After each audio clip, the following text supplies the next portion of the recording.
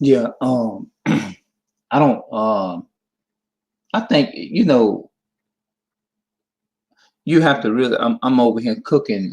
Trying to cook some homemade. What you call this stuff? Jambalaya. But you have to can't overcook the rice. That's the key word. Already know how to not overcook it. It's not leave it on the fire too long and not put a whole lot of water in it. Put less water and more rice and let it steam cook. Then it won't like cook it to a mushy like gummy. The rice will be very gummy and be stuck together and like it's overcooked. I can do it that way, but you really have to, you know what I mean? I guess I don't know, your mind have to be really into it.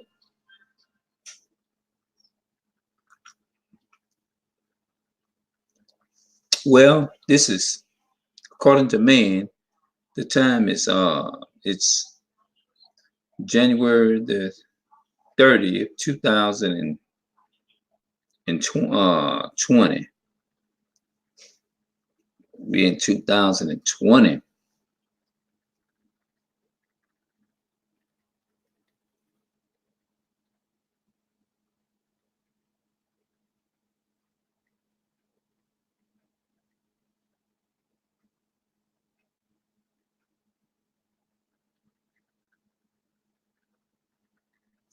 Yep. Um, I got something I want to talk about. Do y'all think like people say when you do this to people, it's a form of low class? They say it's which I guess it can be. Now the question go back. I'm gonna get to it. Have I ever did that before to people? If I feel like, well, you can't go on with your fears. Like me, I can't. I don't. I hate hypocrites. I can't stand them. I hate to even. I don't even like looking at them. If you being an asshole to me, I'm gonna simply like you. Basically, I'm gonna consider. I'm gonna label you as the enemy. And when I label you as the enemy, then it happens. It's just simple as that. Because you ain't for me, you're against me. What I look like hugging somebody that's shaking somebody's hand or trying to talk to somebody who is against me. If you're against me, you everything negative. You know what I mean? That's like trying to sit there and trying to collab with a serial killer to me. Yeah, that's how I feel. And yes, I do know you're supposed to act mature, and mature people don't supposed to do anything like that. Like, doing this here to people, and that it looks low. It really looks stupid for a man of age to be doing that to people. But I'm like this here. If you acting a ass toward me, then I'm gonna act one right back. You know what I mean? It's only, I guess, it's normal. If you're showing me that you're the enemy, when you don't care about me in every way, whether it's a person that just want to that's selfish. If you're real selfish, I label you as the enemy. All of those other characteristics, I associate you with the enemy because all those things are related to being the enemy. When you don't want to help people, when you selfish and you all for yourself, when you don't want to give a person a ride, or whatever, if you like, well, I got some, I ain't gonna be able to do it, and knowing and they at home the whole time, or I just don't feel like going out today. You're gonna have to, you caught me at a bad time. You know how you go and visit somebody. Oh, you caught me at a bad time. Now, mind you, if you ain't seen them in a while, you're gonna be like, damn, okay, I ain't seen you in a while, but look like to me, you should put all that pride aside. Hell, I ain't seen you in a while, or whatever. All those things is related to me. They're all related to you being the enemy. You see what I'm saying? All of it is, a lot of people don't look at it like that. They don't. If you don't mean me no good in no kind of way, and if you're selfish and you all for yourself, I label you as the enemy. Because you telling me to my face, I don't give a damn.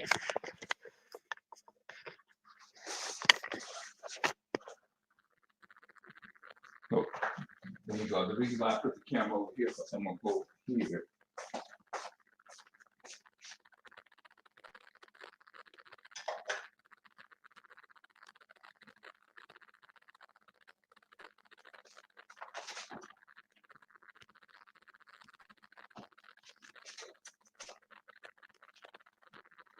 I don't want to overcook the rice.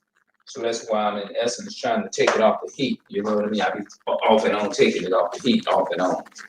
I think what I fix is not going to be too good. That's why I didn't use but like 2 pieces of chicken for rice, you know.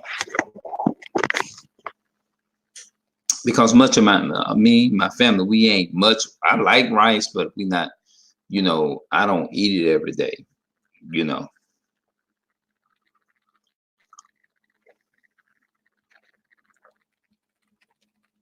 Yeah, I'll probably get out the day before it get too late. You know what I'm saying? But anyway, can I name this video? If I come up with a good name, I'll name it, you know?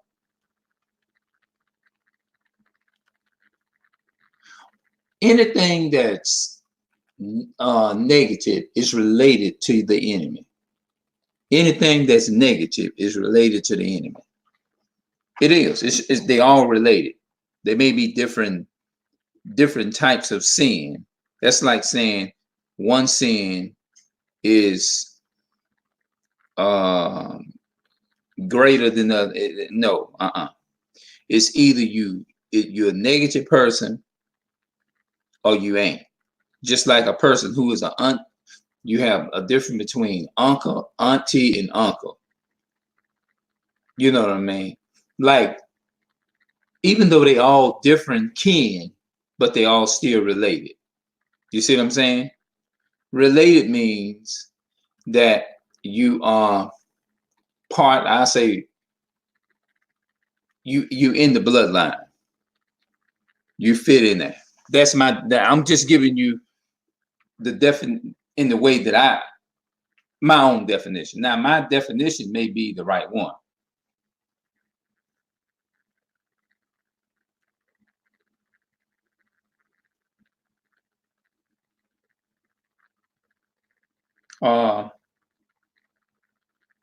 What does the word related means? Ken. Here's the definition of related. Belonging to the same family. Connected. Or type, connected. Yeah, you're connected. Yeah, I think I had it in my mind, but I just couldn't come out with it. Associated with a specified team or process, especially occasionally. Belonging to the same family group or a type connecting.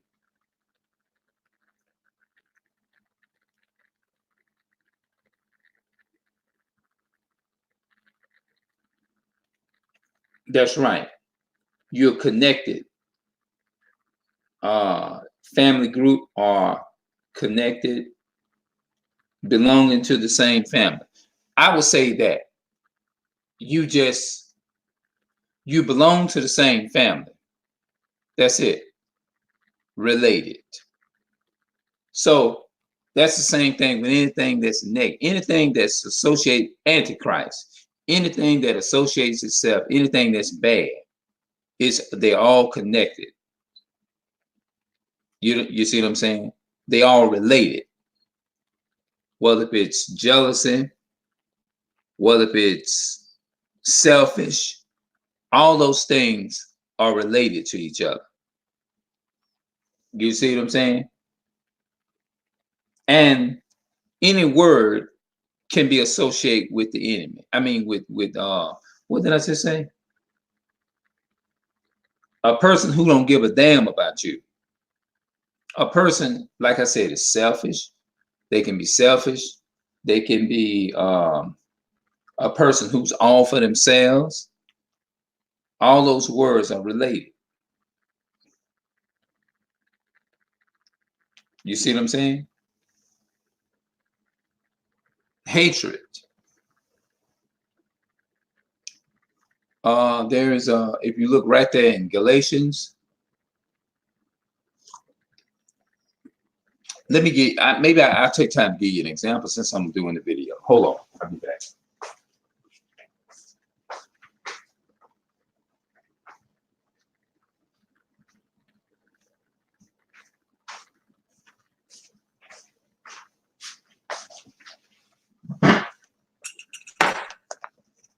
Let's go to the book of Galatians for a minute.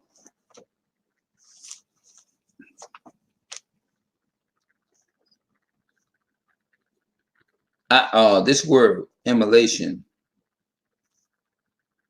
I think that has to do with, let me look it up again.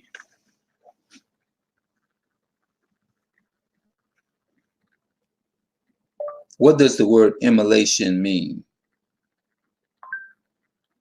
According to vocabulary.com, immolation comes from the Latin word immolate, meaning sprinkled with sacrificial meal. Immolation always involves a sacrifice or offering of some sort. The word often invokes burning, a common method of sacrifice.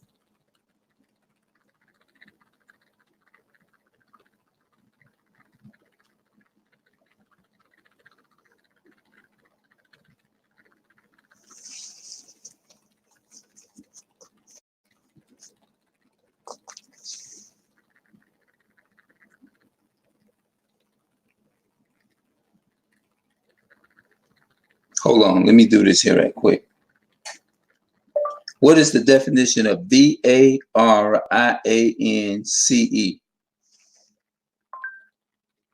Here's the definition of variance: the fact or quality of being different, divergent, or inconsistent. Yeah, being different.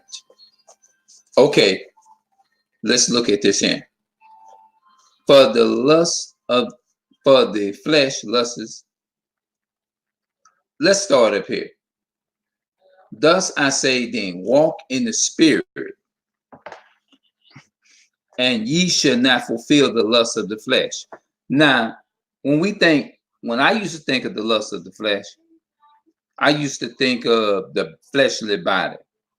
The lust of the flesh, it means the mind.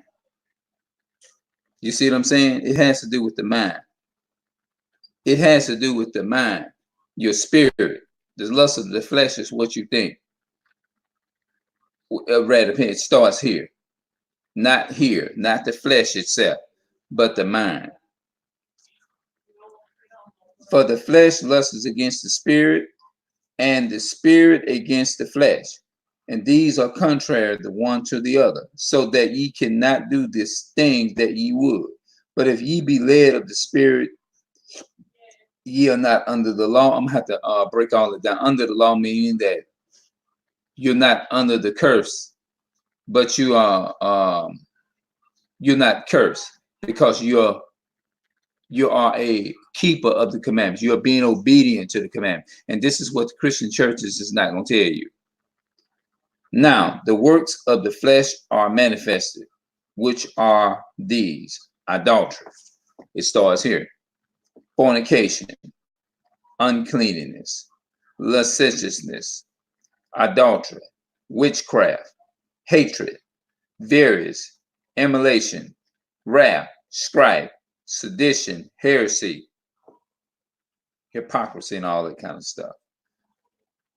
Lasciviousness. Let's look that word up. I might not even be saying that word correctly. No way. Let's look at it like this.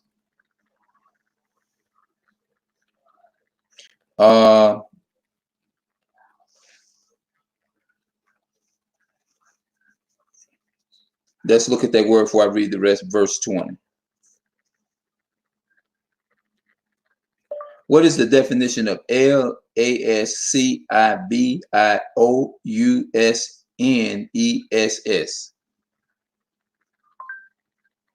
Here's a summary from vocabulary.com. Use lascivious to describe a person's behavior that is driven by thoughts of sex. Latin-based lascivious and the Old English word lust both share the same Indo-European root los, to be eager, wanton. The much older word lust originally meant desire, pleasure, and over time developed to mean sexual desire. Yeah, it means it all starts from the mind. That's what the word, it says lasciviousness, use lasciviousness is to describe a person's behavior that is driven by the thoughts of sex. Latin base lasciviousness and the Old English word lust both share the same Indo-European roots. To be eager, want. The much older world, lust originally means a desire. The much older word lust originally means desire, pleasure, and over time developed to mean sexual desires. Yeah, it all starts with the mind. What is the definition of lasciviousness? I indicating sexual interest or expression of lust or lawlessness, a licentious and lust. I don't even not even. I'm gonna have to just leave it alone for a while because I don't want to gesture and all that kind of stuff. It's talking about sexual suggestions and all that kind of stuff. If I'm saying it right, it all goes into the thoughts of the. Usually we think of the flesh. You see what I'm saying? But it's talking about this, the mind. You know what I'm saying? It's talking about the mind. It ain't talking about the body don't think. Your mind thinks. And you yield. When you yield to it, then to please the desires of the flesh mostly is talking about what you want to do. Your mind. Yeah. Now I don't know if this is gonna be a hectic video. I don't know. Hold on, y'all. But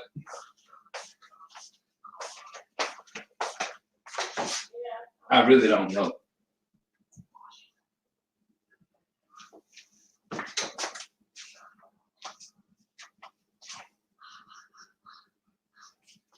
Okay, now let me might be getting this skilled here. And let me try. I don't know. I'm fixing to try something.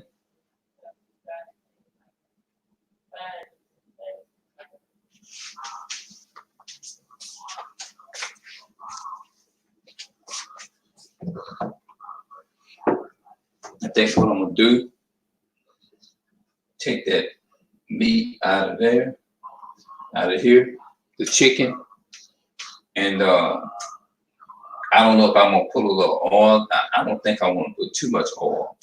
Maybe a little water, something like that. Find a way to fix it up to make it not look taste nice or something, you know. Use this here.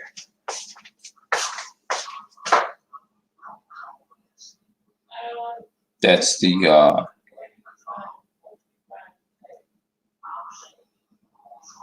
cayenne pepper, ground black pepper. Oh, excuse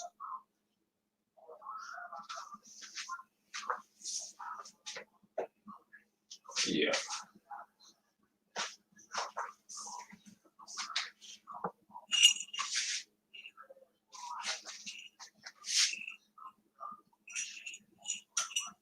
I don't know how I sounded, y'all. But we are.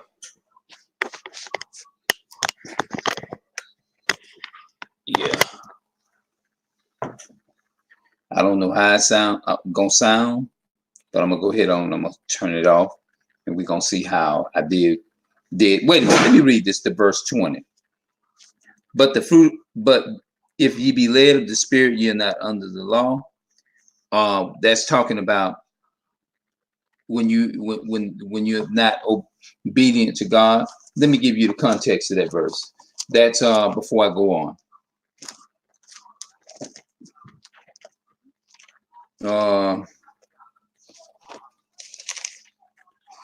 It says, "Cursed be he that confirmeth not all the words of this law." to do them. Now, is that talking about the laws of God are done away with? Hell no.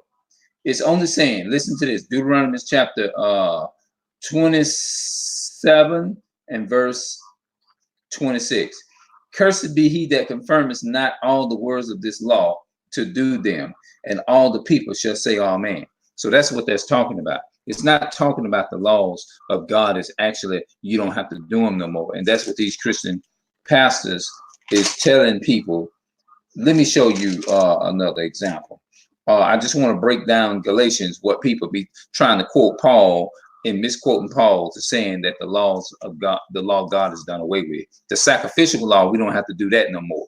But the law that deals with keeping the commandments and being holy and all that kind of stuff and things of that nature, keeping the Sabbath, not eating clean and not eating unclean foods, don't eat unclean foods and eating all clean foods.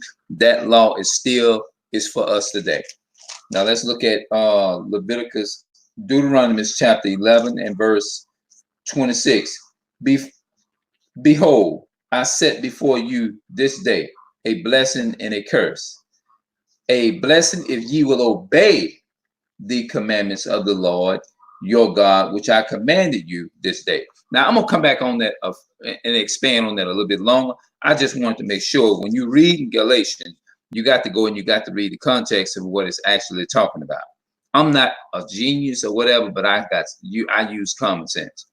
It said, but if ye be led of the Spirit, ye are not under the law, meaning that you are not under the curse of it, but you are a follower of the law. You are being obedient. There's a difference. Obey the law, you won't be cursed. If you follow the law, you're not under the curse. Doesn't mean that the law of God is done away with. And this is what a lot of the churches is going around telling people, that the laws of God are done away with. That's a damn lie. Let's read this here. Let me read one more time and I'm gonna go on. But if ye be led of the Spirit, ye are not under the law. Remember, now please don't take that out of context. It doesn't mean that it changed. It just means that simply you are not under the law in a sense where you're not rebellious.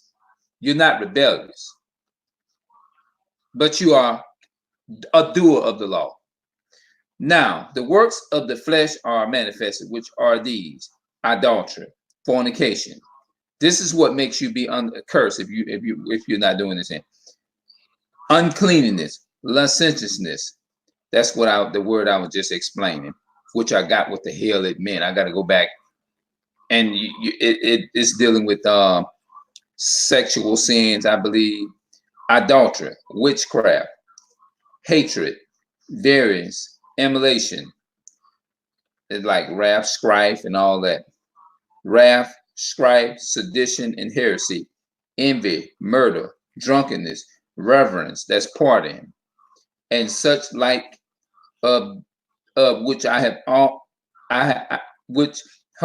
envious, murder, drunkenness, reverence, such like as of which I tell you before, as I have also told you in time past, that they which do such things shall not inherit the kingdom of God. Now, this is another thing that the Christian church is going to run across you, but they're not going to take the time to break this down. But the fruit of the Spirit is love. What is love? Let me give you the biblical definition of what love is before y'all run with that text. Let me give you the biblical. Let me give you the biblical definition of what that is. Hold on a second before you go off. Hold on, just hold on. I'm gonna give you the biblical definition of what it is. 1 John 5 and verse 3. It said, "For this is the love of God, that we keep His commandments, and His commandments are not grievous." That means it's not hard. The Christian church is not going to take and go and precept this in. I guarantee you the Christian churches will not do that. They're going to sit up and tell you it's all love. You don't have to follow no commandments. Let me show you another one that the Christian churches don't go to. Hold on a second. Let me show you the one that the Christian churches. I'm going to go to Romans 10 and 9. And all the whole Christian churches all over the world know this one. This is the one that they're going to use to justify, oh, you can do whatever you want to do, and you don't have to follow the law, and you don't have to do nothing. This is what they use. Romans 10:9. That if thou shalt confess with thy mouth the Lord Jesus, and shalt believe in thy heart that God raised him from the dead, thou shalt be saved. But they don't go up and they don't read verse 1 before. They don't read the verses before. You see what I'm saying? And then they don't read the one afterward. They read the after verse, but they don't read the verse before that. That's why you got so many Christian churches, Christians, so-called Christians, that bugged out with this Christianity doctrine in their damn mind. Let me read the first part of it to show you, and you're going to see. Now, the question is, who is he talking about? Let's read. Brother, my heart desire and prayer to God for Israel is that they might be saved. For I bear them record that they have a zeal of God, but not according to knowledge. That means they don't have no understanding. For they being ignorant of God's righteousness. What does ignorant mean? Ignorant means you don't know. For they being ignorant of God's righteousness and going about to establish their own righteousness, have not submitted themselves unto the righteousness of the Most High, of God. That's what it means. They have not submitted themselves unto the righteousness of God. And you know what I mean? And then they'll read this one. For Christ is the end of the law for righteousness to everyone that believes. What is righteousness? Righteousness is keeping the commandments of God. That's what righteousness is. That's what you define righteousness, because I just read it in 1 John 5 and verse 3. For this is the love of God, that we keep his commandments, and his commandments are not grievous. Let me show y'all what righteousness is, because you got a lot of people gonna come and they're gonna try to quote that out of context as well. So I need to put all that in context. So when you watch this video, you can go and look at the context. This is something that a lot of the churches, other Christians, so-called Christian churches, are not doing. Deuteronomy chapter 12. Let's go to 10. Deuteronomy chapter 10. And verse 12. And now, O Israel, what does the Lord thy God require of thee? But to fear the Lord thy God, to walk in all his ways, and to love him, and to serve the Lord thy God with all thy heart and with all thy soul. Number 13, to keep the commandments of the Lord and his statutes, which I commanded thee this day for thy good. Hello, the Christian churches is not going to read that. Where is this text at, the Christian churches? Christianity churches, I want y'all to explain this to me. How come y'all not reading this here and precepting these here?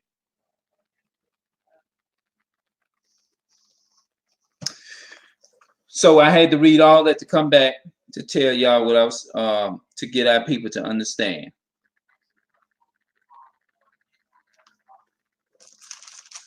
You see? Let's go together. Okay, no, I mean, okay. How are you baptized, people? Let me show y'all how y'all get baptized. Ephesians 4. Okay, wait a minute. Let's talk about Ephesians 4 and verse 23. When the flesh is talking about your mind, renew your mind. Remember what I read in Galatians chapter 5, where it's talking about the fruits of the Spirit, love, joy, peace, and all that, long suffering, gentleness. And he said, if ye be led of the Spirit, you're not under the law. And it talked about the flesh lusts against the Spirit, and the Spirit against the flesh lusteth against the Spirit. When it talk about the flesh, it's not talking about this, your flesh. It's talking about the fleshly, your mind. That's what it's talking about. When it say the flesh, it's talking about, because your flesh, your mind desires immolation, strife, sedition, that means heresy, hypocritical, and all that kind of stuff. This is what it's talking about. Ephesians 4 and verse 23. And be renewed in the spirit of your mind. That's what it's talking about. So when it talk about the flesh, it's talking about the mind. And that ye put on the new man, which after God is created in righteousness and true holiness. What is holiness? It's to be separated. I'm going to take time and I'm going to come back and I'm going to break all this stuff down. The word holy, it simply means this. Let me go ahead, since I done brought it up.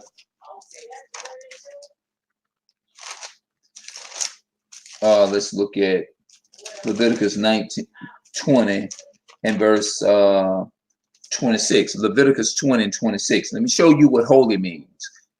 Remember, it says to keep the commandments of the Lord, and then it says remember the Sabbath day and keep it holy, right? So if you are a holy person, this is what you're going to be doing. And ye shall be holy unto me, for I am the Lord, for I am the Lord, I am holy. I have severed you from other people. The word, that's all holy mean, to be separate from other people, that ye should be mine. That's what holy means. Holy means is to be separate. We're not supposed to be like the other nations. The other nations cannot be Israel. Neither can Israel supposed to be like them. All right, now we got some other stuff that we got to explain, but I'll come back and we're going to talk about it a bit later. Wait a minute. Before I end this live, I'm going to have to go and share that video let's see, let me go and share it. Let me go to YouTube, because I am on YouTube and I'm streaming that video live. And so what I'm fixing to do right now, I'm fixing to go and share the video. Put it on Twitter first. And then I'm going to go back. And then I'm going to put it on Facebook. Yeah. Yeah, let me see here. And then I'm gonna yeah, so what I'm fixing to do, I'm finna stop it right now. All right, go back and look at that and make sure you're not misled by these Christianity pastors and churches and lying to you just to get your money. That's all they want. Peace and love to my people of color, and I'm out.